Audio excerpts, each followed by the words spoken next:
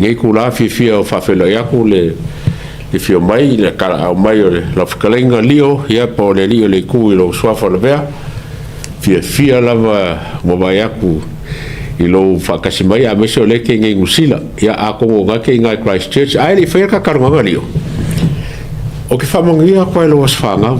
o ke lo inga e ke le isida fio lo ke lo a ke lo ngai lo was fanga a ko ele le fasu mal baru ngai ke la kiki lava ai o ke famongia ko lo was fanga a ko foi mo fans ka ka ya el langi a ko po feo o sida mai ai ia or ka ko famongia ga mo ko sida fia o las fanga ngai ole sa soi fu ngai ole ko fa fo ya li por kalenga ya la vea. Happy birthday Leo, happy birthday mo wia lo was fangau pa mo o lo ye ngai Christchurch o se vai ngai celebration do lo was soifua ia fa karo fa tarofa Leiataua ia tarofa lo mo le ko ia fa felo ya tui ne foi tu la ole aso ile vai mau lunga fo ole au pa fonga ia o pa anga foi ia al tato pokalambe ole tautai ai so se tafa ole porque lope ele ngatai Samoa ia ai fa pe foi tunu mau ia patalo fa tu Leiataua fa tai mole fa manuyanga ile aso fa nau pola soifua ia vi ia le tua ono nei tau sanga tele wa fo ai lana ona ia toi chilo ai ngai lumanai ia a taria pea ma tulanga o lo ta oto ai se fai unha foi fa masinonga wa le toi tasil va yaso o le aso luo o masino February ia ona winga umale le va yaso le a saunei ia a ole aso fu ole va yaso i ona tua ia ole a tuina mai esfai unga fa masnonga ia e maununga alta tonunga alu tuanga va tele ole a tulanga ia ala tele lava se ia vanoa ia mai e tonunga ia to fia fo ia tanga luenga fa wa fo tua mala ona ia ole wa sisira mai ia o le fatu a fast food valuta usanga matua le wa ona winga ia o le lava malosi tino ma fau malanganga ia e to ni wai le tanga luenga tau tua le tatu malo e mesi tatu tunu ta mo la tunu pele ia ala le unanga e tonu tanga luenga malo pa pelo e tuai le pa ia maulunga au fa fonga ia e malu fa le tunu malu fa tara le malu fa malo ia ka tonu le wa mai ona fa pelo ia foi ma fa anele se uso pa tua foi le yo ia vui pa ia malu masani su tatu tunu ia fa pena po se langona ona manungo o tatu taimi ia ile tatu nungo vea ia Leiataua ia ora fia lava e soson ia tu le tatu pokalam sei fai foi se sao ia ao pe manongi ma susufil tofa ia matatala forta ui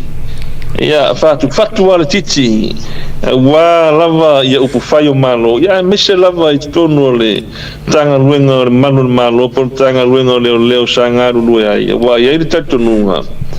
ia o matou ia sangaru lue tonu tanga luenga o lava le malama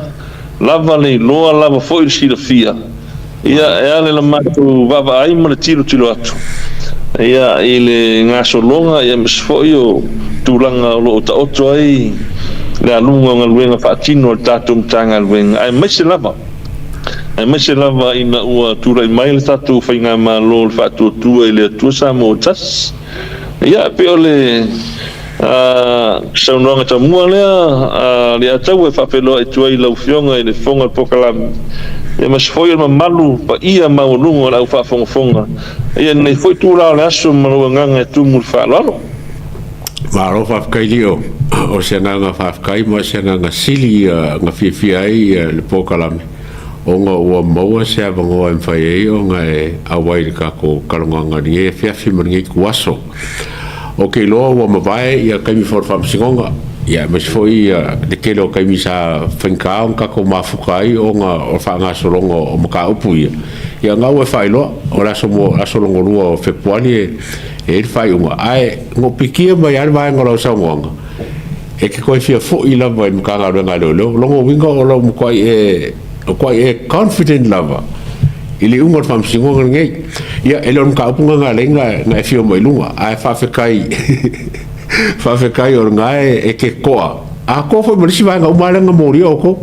Ile ko ongo lenga iei. E lea ia masisi o mai aku whapea o kau popole pe e se mea e kau masarusar mi a ele whai unga la sau. E rei sau whai unga e peila mo ko o ele langonga whole a ko o se langonga ma whangawhanga. Ia ma se langonga manguia. O se whai unga e kau onga o ele whamsingunga lenga ko alo ki ei a masi kelo kaimi ngā aluai. Lio o le ku o ka kalonganga ma le maro fio mai onga e fone mele nga mangu mai le aso ngafi e fone le mka upu le a ele nga kale fo ia nga e fa fonga mai si vai nga makalonga mavui o le fa ke ia o Samoa ai mese ia o konge ia ko fo mangis il mele o kupu mai I leo singia ia wa levanga kaukua i kongo o le malo sa ele fufuanga e whailoa mulmuli a leo whailoa lava ko urua o ngangai ia o ngangai lisi e whake ia o e mga upu lea lio e whake ia o e le sau o le suafa o ngangai e a fia mga upu lea ia whaftai mo le tūlanga o le whafsili ia o le tūlanga lava ia o le ta upu nei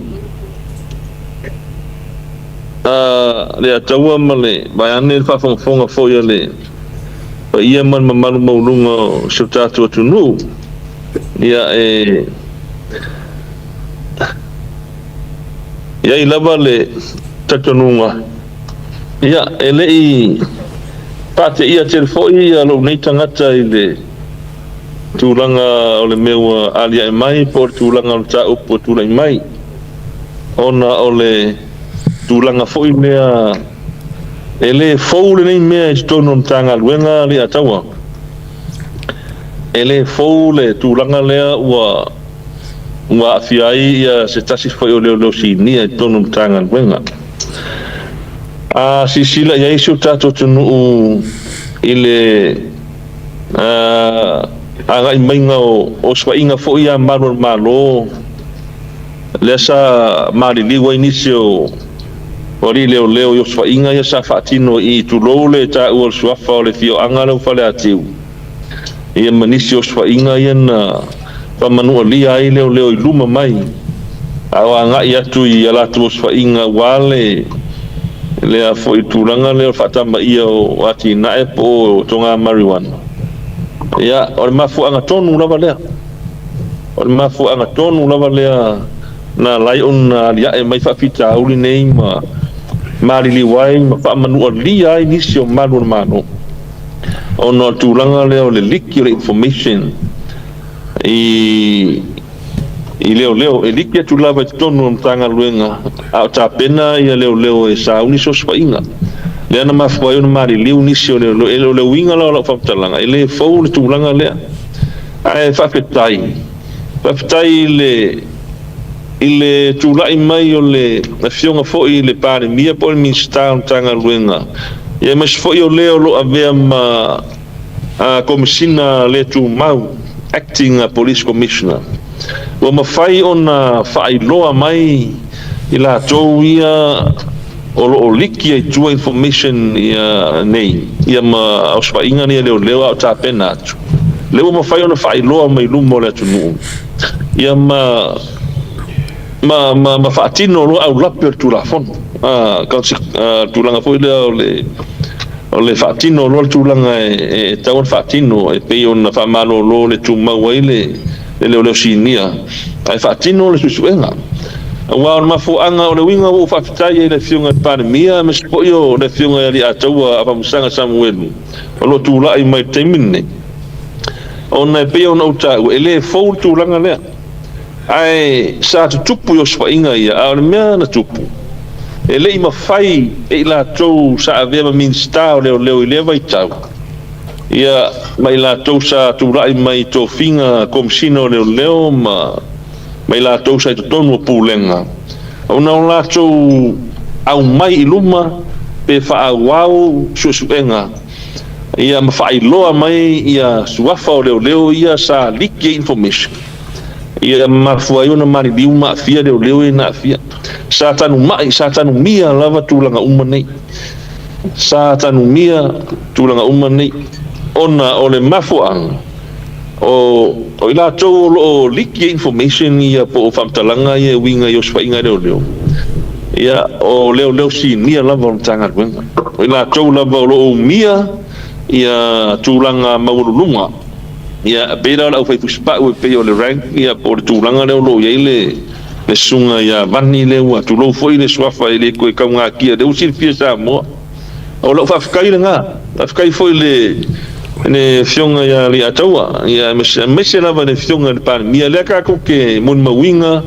i saunoanga le tai o malo o min ska foi leo ile ko nga kia se au mai luma ila kong e sila na ku ia ila kong pe o le winga na Leiataua sa fam talanga ele for tūlanga le ai fa kai ku lai me fa tu le tu sa mo tas o ma fai un fucking me uma transparency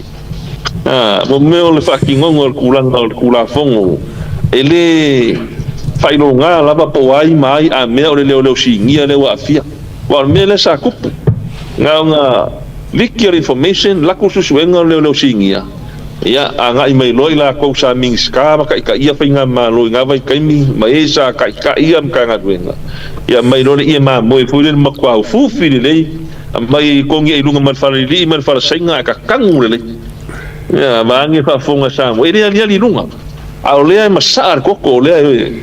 ma soe malu loi yo swa inga nga pe le kulanga na Leiataua a maka sa fa langa le kulanga le o le fake ia a faila fa ke ia un ngai kai mire atu pau al kulanga o fa ke ia o ngore leo singia le afia mai sa mamao i mangak sa lino o mangak ia o le leo singia le o lo afia ngen o ia kongu le lewa le nga liquor information ne fa be kai le ko le ko oki o se kulo o le ai o se le ko oki lo swainga le wa ole pe eu so ngor miska le paua le afianga o men ole la makia o se fua ma le olo ngai leo e wa kulo swainga o la ka penga mai ka ngaka le la kulo swai o uma nga bidin leo va ai leo ya o afianga la ngar men ele ngaka ole ale mitch le take ole la kulo swainga wa bese wa malege Maua ku ngi aisa ia pongi mea uma fanga kupe o mo me fa kingo e unla aisa wa la cross wa inga wese me wa abese wa nga ma abese wa le mfinga Maua leo ele ngakala le Maua mo ngi me fa wa pe so linga kula fongo mo fingo dais a or kula nga sili le nga le o le la makia o leo ma fe oki ma mangu ai leo au ko si le so inga ia ngene le mo me isa e makau kia fanga ma upenga ia mo mai unlawful weapons makau kia fanga ia paisi maro lo si upenga ia mo mai o fa kai nga ia kaua o le wako so inga ia le o yese loko o le o ise manga ku ngakangi ka fanga mai leo pe o su fai mai fa ko ai mai lo ko leo a penga ia mo mai e ma ko kele leo e fai nga la makia mari liu ma fio ki pe fa sanga me ka le ka fanga mai leo pe si ma lo si o penga ia mo fai e per kulanga nga Leiataua i le vainga lea po kari fisili le tau Yo mai fisili mai kali ole fisili foi lea lio a fa pene la no so fa inga le la so fa inga o ai o kongo mkanga lo ngale lo kongo lo fa inga le la ba o lo ke lo es el tipame le ye na nai o la le para ngai lo so fa inga wala inga ngai lo inga le alu lo so fa inga o la lo nga fianga e sanga role e play lo so fa inga le wala inga ngai lo le alu lo so fa inga il tipame le ngai Leiataua ole department for division ne ye ngai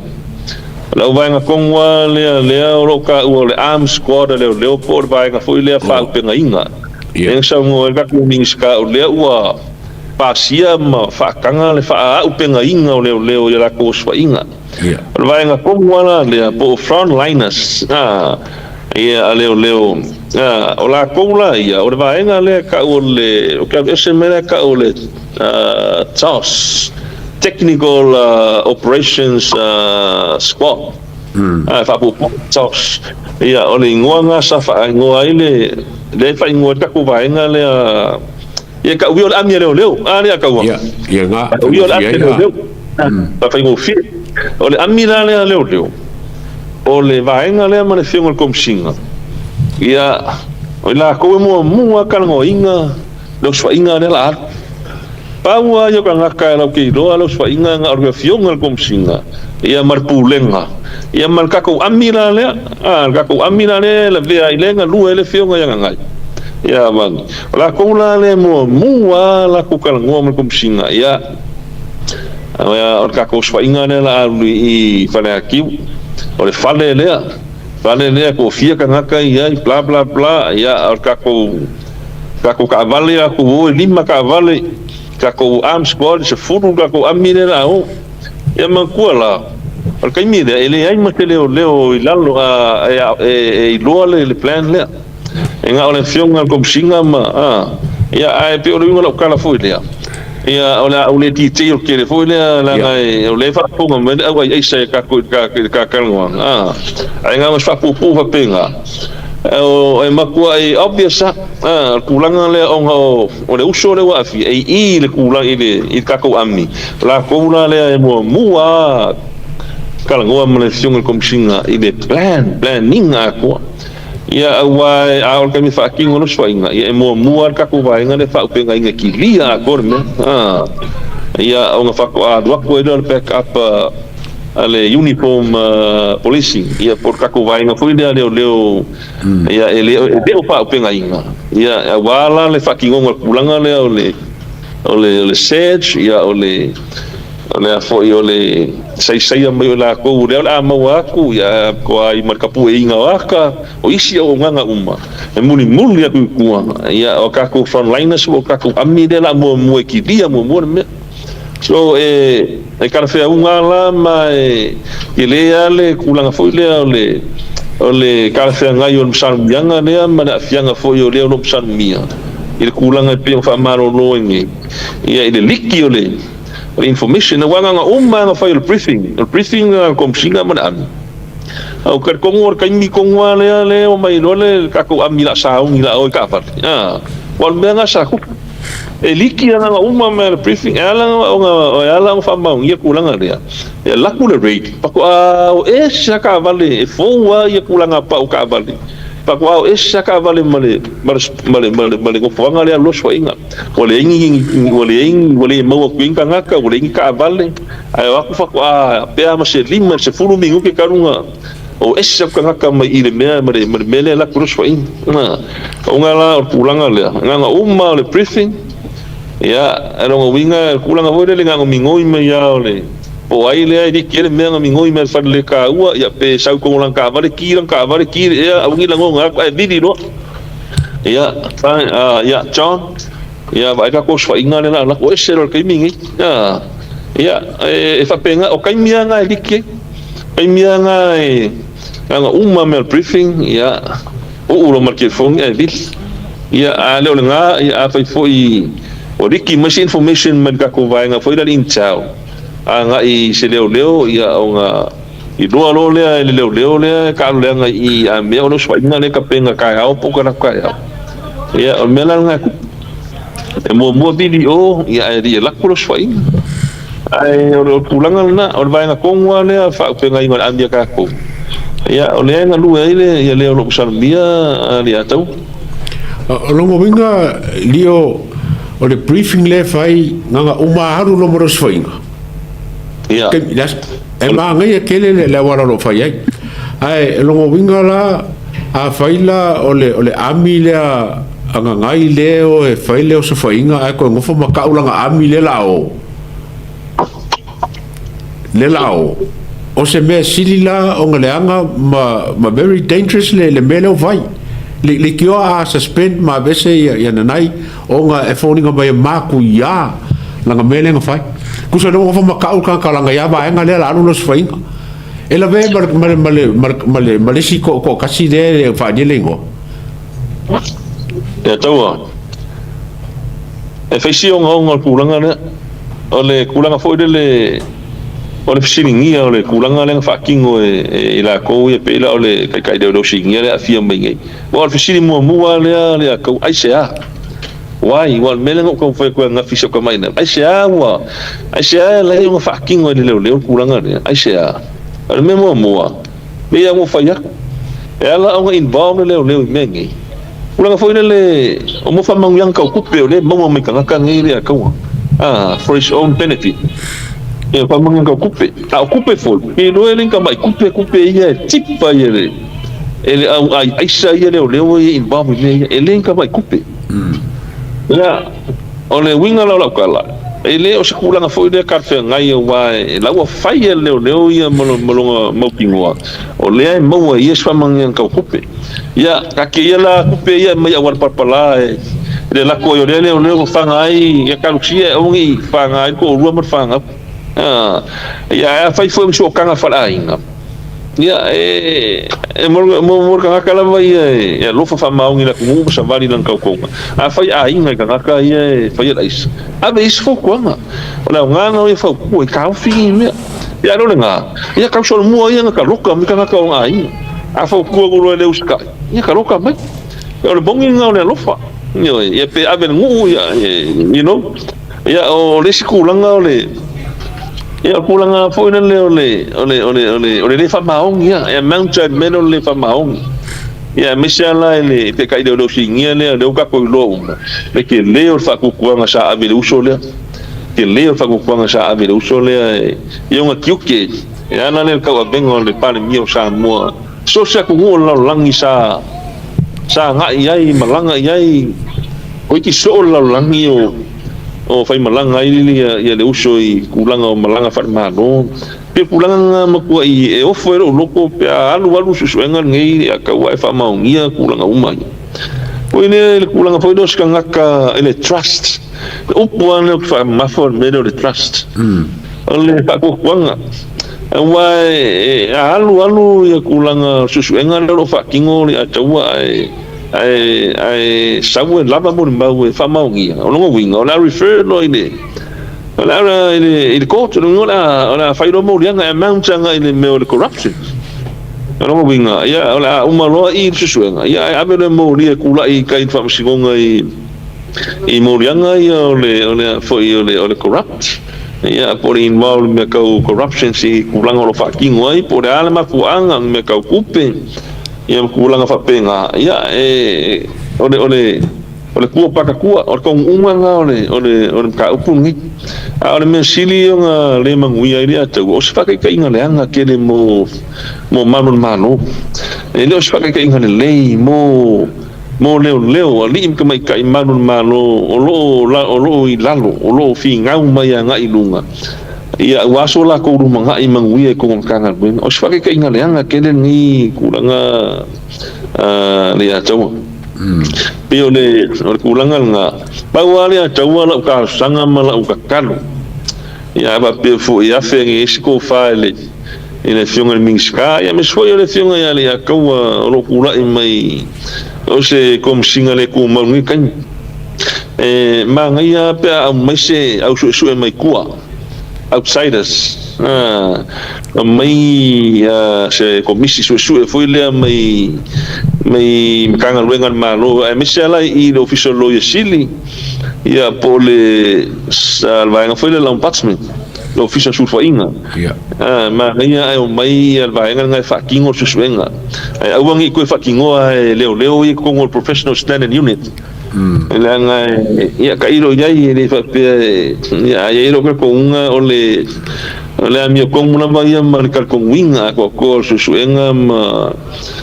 le marpui o me uma ia ole o mai o su leo ia mesana I official lo Fili ia po I le official o sulfainga la ko fucking o susuenga ia mo kingoa ia ole ale ai sekulanga fa le kong me susuenga la fucking ini ia foi susuenga ia mo ka ko wak ia wa ka ko fo ia kama foi le la foi ma pa unga sfo kuanga mor ko te ke unga ki dio ka pu ngai le ka wa ma kulanga foi le ia mo kingoa le kar con winga upuna kar con winga susuenga ole au mai se su leo la ko ke su ma fucking o su ngol ka pu o kulanga nga Leiataua ke le afianga foi le kula I me ngim ka pu le uso ia ko se sila I le sunga I le uso lo msano mia ia ko ki so la langi o ka milo malesa pe palmia mo lunga yo le ai sa kilo kanga luenga I le rom san mia mo lunga yo sisira la ku ni vika mari me se yo ku I fa fo sa fa fio ia pe ia foi un kakova ia ka yo malo kel ele filia mai kanga luenga leo foi you know so se leo ia le fa gaile ka yo malo o le number 1 o the best bodyguard de ave so vansa la malanga ko ka ko pan mi kai mi foi o muri van I fiking I usila uskadi po fe ala ko sa fio sa fapi ia nga kilo mano leo ko ngunga leo ko mal sa fapi kasia le aila ole kama leo mai mat pan mi es ka mata plaka ka ngaka leo mai mat pan mi o ngo ngum la kasia sa mo le ingi ole best ole ala po ar ya lilo mga ko ngayon ke le pare ko ke le pare ko le sa mo ke le venga le sa mo ya con ala po sa mo le sa se va mare lo mako lo mi ngala kala kalo sia ke lo pola minga fai ni kama ni me kalo sia fai nga fa kingo ke mi le se va mare sa fa pi o ma ofalo ma ko ma ofalo ko I le alia me ngi me au le ma u me ngai a kira ka ko foi le ka welo se me fa ko a fai ngai ir kala foi le fiu nga ka mai mo I mai ir kala foi le fai ya Maua le ka we mo kala nga ko inga ya so sa mo sa mo sola ku lo inga mi le nga por el sao kala pe sola mi le nga o sao sola mi le nga sola ku lo inga mi le ola le fa yo le nga fai ngi me ku kanga ruenga wa ve ma leo si kiero ku langa sa kingi fa yo le sai fa lilo mi me o lo sila ma kai ya ka ko ka pausile la I lo le fa maongi lau ka konga sa ka ko I lunga kuspa ya Leiataua pau no nga luena e kuro ni mal kuspa ya ka ko o le leo pule fai pule fa masingo pale mia pau I ka nga umara malo pero ya pero ka inga ya ka nga luenga kupe fa ya onga ya I si mo kanga luenga nga leo ngal pau na kanga luenga fa ka ko man leo fa ko maka yo kiuke man ko ia pio kulanga nga ai ku aro lima ngol kuspa ia alu lo mala ko ngari akau ai lio pa tau malama au ava to swear that I will well and truly serve the independent state of Samoa, the Ministry of Police. Pa magui akau pele ni fa o mai without favor or affection, malice or ill will, until I am legally discharged, that I will see and cause the peace of the independent state of Samoa to be kept and preserved, that I will prevent to the best of my power all offenses against the same, and that's why I continue to hold office. I will, to the best of my skill and knowledge, discharge all the duties thereof faithfully according to the law. So help me God. Makau kia makau kia dia kau upor kau konga fa de lewa ke di upor ko nginga me kulanga ngai langonga ya le ofo loko i le alia e me mea marka ngaka le wo psalo mia o sone o longo winga le akau o le ngo la ulo ka mang pa i me ngi a kong a mo sa mo kom kanga dwen ya ke le ale le ba ai mamau in ka upun ngi ya ila ko saku la i mai sa mi kingo ma leo lo sa mia ke le am sa mia nga le ko ya ilo ko ngai ke le ang si keleng si me lo ka kango ka kau ngala langa mai kau ngala langa ma ka eli mai dunga le kau ola fa kai le kau le fionga le il parbia mi skare o ale atau emang ku foi le kele foi kionga mua foi kiole le foi sociologia ile kula i meio le fionga ile laure mare ko be mi skare o ya malau fai kio yo ulau fai news ya ka ko media makuai ke kula i meio le fionga para mi ave mi skare o esa ta fama no si au le nganga le ku i laure mare ko au ngi fa vai o i polo mo ku maka ngaka ngi pai ulai pe o ka aben kanga le ngore le wa maka kali mai le ka le wa maka pingi kali mai me sa ngau le ka ku par mi ave ia mi skau de se ngai me le anga fa pengi lai fai kionga ia ale sociologia mai la kongia i par mi ke wa fai vai par mi ba ku la fo ai kanga luenga le se mingi ska o longa winga ora le fai fa kingo me ngai male maua mai aisa ia mai la ko ia ko ke ka loka mai lio ole mele ko mai ka wa e fai fo la ko fa nganga le aisa ma fa ka le aisa mo la kupe ai fo ka ka le fa ka le aisa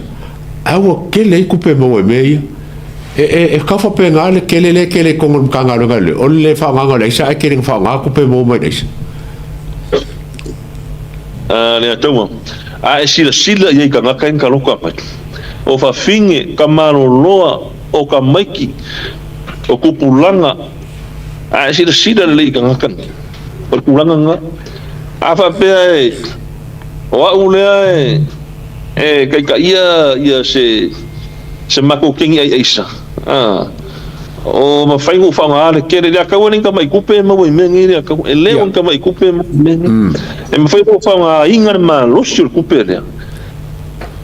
fa ka pungi ku lo fa ka pungi mai ku ka fa nga ka lo ai o mai o manga ku paulo la ki nga e ku ka ku fat para ngim ka ku feo ai for rich o mai le la ben ka ko dewa mo ka fai ko mai ku kuila lewa makal ngo mapai dia la no fia mai la isengi samo ya mo mia ses lela wo si ro lima o lela ka lu ya kingi samo ya ku le ka ko aisa lela mai ya lela awala mai i le official kiu ke ya ka wa ya o mela nga ile ka wala ne master i nga ngal du mela nga tipe ya ka mai ko ngui o fa fo mai la yo wa inga maka ka ia la rana sia la e maka kia ria ka wa pingi ngal me e poko vi ka ngaka de to e poko poi ya kama mai foi au truck dealer si e fai de mea e fa ngaka e lo ki do e makua i ko singa de mero kupe mission malo se mero kupe malo singa kupe dia ka wele ngaka foi e ku ai lo finga wenga maka foi de lengi ya onga o kongo official malo ma kanga wenga malo ya ne o pe un kupu mengi de ya malo singa kupe ne mo mengi dia ka ma yai lo ko ngoli ka wa ele o la yai isi malo kuroa ele afia makani spam kalang o la yai isi malo ulo le ulo umma ya kawa kanu kula i meka fainga malo ya e pe wa mo workshop po sa ufikia kanga renga pesa ka fefefe ngai de le ka le o sui po lenga kula i mena finga ya le ka usa mo lo sa o le ai la ko ia pesa ka mi kai mi o makua i ma e wal kala ngo me de musu mai ne no musu ma le foi wa o lo mai na ko ya ale o ke skala ya ko ai o le ai la ko ia le ngaka i ko dua le o fai lo mai ya le sunga le kai lo singa ma le sine le fai lo am ke mi ai e lo ko o le ai la ko ke mi mo mia fu do se la ale ya ko se wa sei men pongaki ko i sau pala le ko ai dia di sam le ka wa malenga fa lor la ko ngi le mai mangua le anga im ka nuenga ma foi ka wa le ai ka nuenga ia male malu sa mo male malu su ka ko kungu o po lenga la male ni ka wa o ka ko walo fanga o su ka ko kungu wo fanga wa onga o ma ko im ka kia le anu la isa le ai ko ya ai tapi ngase ngonga ni ngi pe fafsini lo fionga le fonga ka pokalam ya lio ole mkanga lunga le squad le pon ka lunga le amie lo o ke longa ai sile le ka le ngai momu o sile lo le ngai momu ai le wa ku ya ina nai fori ngama wole va kere ngale le mkanga lunga le ale foka ko ma singa ka lunga nai ai fa ku bon bele ya onga kulanga o ke o fika o ke le swafa ngai de e kolo pulo ele fiona e por ko faya le ka woni kai mi le lo ke le foi le lang sua el kako miskama le pan mia wa fa ki ngol pulang ako foi mangisio kamari i sama ko ngalu le sai ku man kanga wenga le saka o le fiona pan mia le wo ko ngalu ke mi ngi le kako operation le alo le laisa ale amilia ka ko vai ngale wa pe yo I la va fa mo nga ko le mol protection pu ngole o le ka ko so ina sa ingi so kamari sa ngaru ai le kai mi ko ngai ke le do ya o le wingi sila for good ya le si kamari o tangaloa Tautai kasi nga o kamari sa kai ka ia ka ko amilia ya kai mi ngai ya o ke la ngonga le ko se aku ya nai nga ua ko foi menga ngai ua umba wa kiu ke fa feao fa parika di parmia le la ko se melo I va in ka ko amilia ya le la se melo ai Maua lo de melo ai Maua ana winga la kala ya e ngai kamari ma ye foi ngai kamari o lo ye kai minge I ka ko amilia ya ko lo ya trust lo po ale ka wa peri ka o trust awa usually ya so se le mo ni kai fam singonga te vela le sunga ngai ai ke wa alu ai fa ma ngiong mo lianga ai fa wa fam singonga lo pale ka ke le fa long ko lo longa fiunga fam singo pe o kai me e ko lo ila fa unga au le ku nga mai fa salanga o se le ulanga bole le uma ko la ia ku le mitigating factors ku le o le kanga ka mo ia mo ku le sa nga lue kanga lue nga le mo ko su ka sanga ia sa nga lue le venga par mia ia sa nga lue ia ame o misi ngai pa fo le ko la mai la lo ia ku le o ku le uma la ko la ia ai o lo kai me ko la ia ngoi ku foi a fianga po o so nga ku la fongo le mo faking ia po le aggravating factors paua le upu fa mafa fa singo ia nga ko longa o fa yonga le upu le breach of trust ale ta we mo ia oki mai meu quan fa lo pe ia fa singo pe fa ia ko longa breach of trust le fa ko kuanga le sa va ki oi they were breach ke le fa ko kuanga mkanga luenga mingska pa le mia man malo sa mo sa ku wa ko e ke va ai fa kainga e ke va ai le amina le mo puinga le au le wa ele manga ia au le wa e soli pala yo vai me la le ia o angi o kule nei mangi me o ko lau me lo ia mo fa kainga ia e pangale ia le upane fa mafo le breach of trust ia fa be mo fa msingo ia a fa iba ma singa le mo le pasaranga fa pui mo rianga le ia ka ia ka lo ia mo le fa me lo ia o e ko su ka usanga la service ia la ko ese ma singa kas e mo dia ka ia mo beskulanga le o e nesa e fa ia pa le mi se ga ia ese ma singa kas ia o lo yo ingal mo rianga in kan mo ia ese ma singa kas ko lu ma singa ia ese ma na tawa ia fa na iba ia ma singa mo dia fa pui i fa salanga mo rianga ko le ongo ia o te tuina tu no ma sina le te anga te aonga i orkulisi i ai ole ka upule le e makuyan ka upule le venga ngai o ngai le ngako i or kai ami au ia fo fa kamara le vai ngola ngami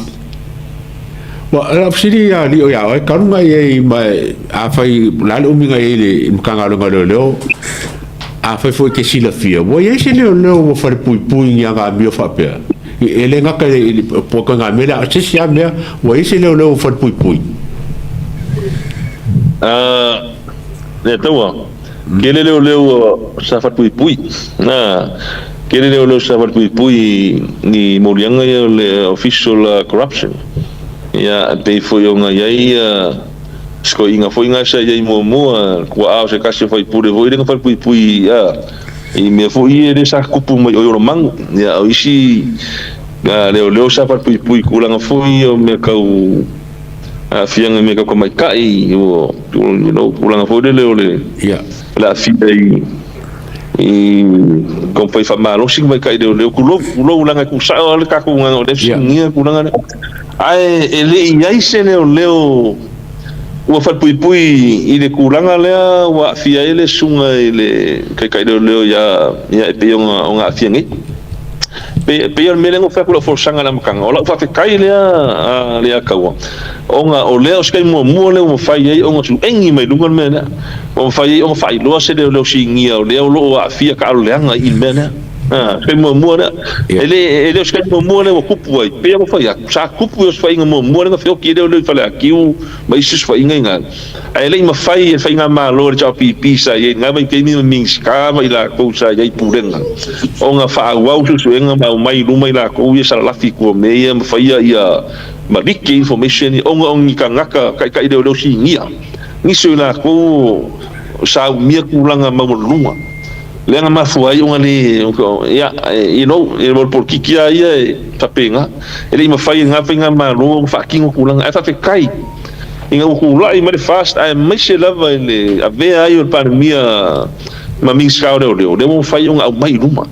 mai mo suengi mai lunga langa mai lunga sei mele yo sei mai ya lela wa mai lunga ma fai lo ya samo ya lela ka kilo ngi nga ka ule sa mi kingo bagasi kai la kumu e kalo fai ka ko va ai ku ngi me sa fe fia se fa u ngi me fa king pa fa ya alu ai mo ingi susu pe le ala nga ka kalo ko mo mia ska ko susu me ku ai mo si fa king susu ngade ele pa pe se ka ko winga ai ya yero ko nga asal fa va le asal musalo ri akawa asal fa va le asal musalo ai pa pe nga se ngonga ai ona kali ku nga ri akawa o le fa kwa Maua ne o se ele fo me ne ele fo ai ma fai e la cosa ye kai ni ko ngai fa kingo a le wa kula i mi ka finga mano ya ne la fa kingo ne la fa kingo ne spengi mai lunga fai lo mai lunga fai le fa kingo kula fongo Whakingo pula fongo. Let him face the consequences of the law. Whakingo pula fongo. E nei ake se alo e lunga pula fongo. Te ke kai leo pe komsinga su komsinga, nea lava, ka o whakingo le pula fongo.